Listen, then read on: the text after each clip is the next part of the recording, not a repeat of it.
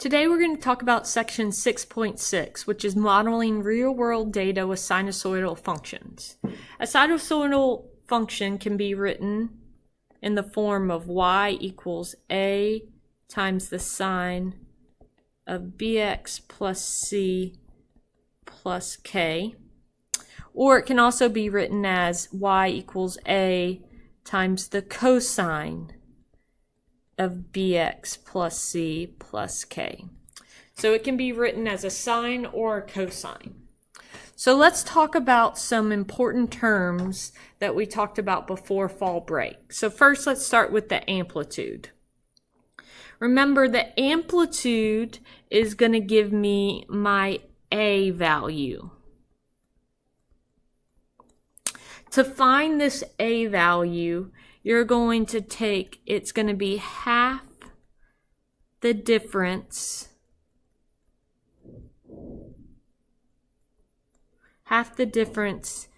between your minimum and maximum value. So that's how we're going to determine our a value. The next thing that we talked about earlier was the period. Remember, the period is the length or the time it takes to complete one cycle. So it's going to take, let's say, 4 seconds, or it took 3 meters for it to start repeating itself. Remember, the formula for the period is going to be 2 pi over b. So the period is going to help us find our b value. Our phase shift, remember, is our horizontal shift.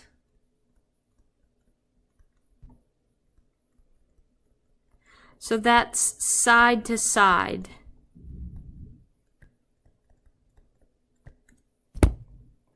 Remember, typically my sine curve is going to start at the midline, where your cosine curve is going to start at your min or max value. And then lastly, we have our vertical shift. Remember, vertical shift is just an up or down movement. To find my vertical shift, this is my k value. To find that k value, you're simply going to take the average of your min, max values. All right, now let's look at some examples to actually apply this information. So in example 1, it says an average seated adult breathes in and out every 4 seconds. The average minimum amount of air in the lungs is 0.08 liters, and the average maximum amount of air in the lungs is 0.82 liters. Suppose the lungs have a minimum amount of air at t equals 0, where t is the time in seconds. We first want to write a function that models the amount of air in the lungs. All right, so let's take a look at the first piece of given information. So notice right here it says breathe every 4 seconds. So that's telling me the period is going to be 4 seconds. The next piece of information is it says the minimum is 0.08. So my minimum value is 0.08 liters. Whereas my maximum is 0.82.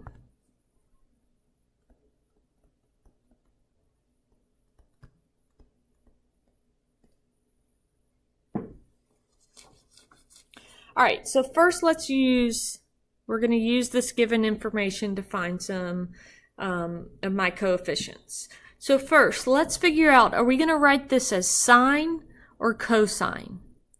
Well, right here, it says, suppose the lungs have a minimum amount of air at T equals 0.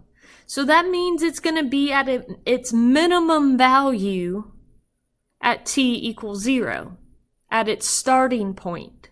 So if it's at the minimum value at the starting point, that tells me it's going to be a cosine curve. So I'm going to want to write my equation as y equals a times cosine of bx plus c plus k. Now right away, because it's starting at its minimum, right away I don't need that c value. There's not going to be a phase shift. So first let's find my a value. Well, my a value is my amplitude. So to get my a value, I'm simply going to take the difference of my min and max. So my max was 0.82. My minimum was 0.08. And I'm going to take half of that. So my A is going to equal 0.37. Now, if it's starting at its minimum, it's starting down. So that means this value actually needs to be negative. The next piece of information, let's find my B. Well, what is going to give me my B? Well, the period is going to give me my B. I know the period is 4, so I'm going to set that equal to 2 pi over B. So I go ahead and multiply both sides by B. So I get 4B equals 2B. Divide by 4, so I get 2 pi over 4. I reduce that, and so I'm going to get B to be pi over 2. So I have my B value. I said there's no phase shift, so we don't have to worry about that. Now my K value is my vertical shift. Well, to get your vertical shift, the K is simply, you're going to take your minimum plus your maximum and divide by 2. And so when I do that, I'm going to get my K value to be 0.45. Now I have all my information to write my final answer. So I'm going to say y equals negative 0.37 cosine pi over 2. Instead of x, I'm going to change it to a t since it's in terms of time, plus my vertical shift, which is 0.45. So this would be my final function. Now part B is asking, well, determine the amount of air in the lungs at 5.5. So that's all you're going to do is replace t with the 5.5. So I say y equals 0.37 cosine of pi over 2 times 5.5 plus 0.45. At this time, you're going to make sure your calculator is in radian mode. So you want to go to mode, make sure it's in radian mode, and you're just going to type it in your calculator just like you see it. And when you type it in, if I go 2 decimal places, you should be getting approximately 0.71 liters.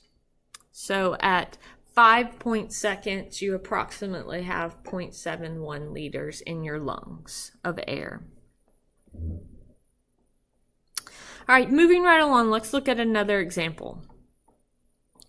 For example 2, it says a certain person's blood pressure oscillates between 140 and 80. If the heart beats every 0.75 seconds, write a sine function that models the blood pressure.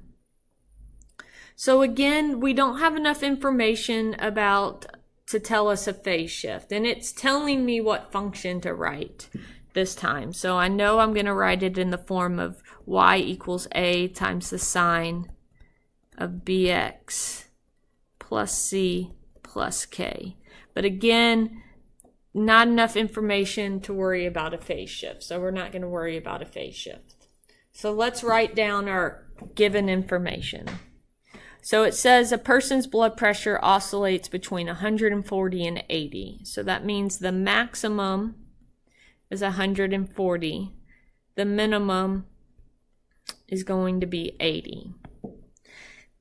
It says if the heart beats every 0.75 seconds. So that means the period is going to be 0.75. So now we're going to use that information to go ahead and find our different coefficients. So let's first find A. Well, A is going to equal the difference between my min and max, so 140 minus 80 divided by 2. So I'm going to get 60 divided by 2, so I'm going to get my A value to be 30. Then I can go ahead and find my B value, which is the period. So you can say 2 pi over B equals 0.75. So I'd say 2 pi equals 0.75 B. And then I'm going to divide by 0.75. And in my calculator, I'm just not going to enter pi. So I'm going to enter 2 divided by 0.75. And then press math, enter.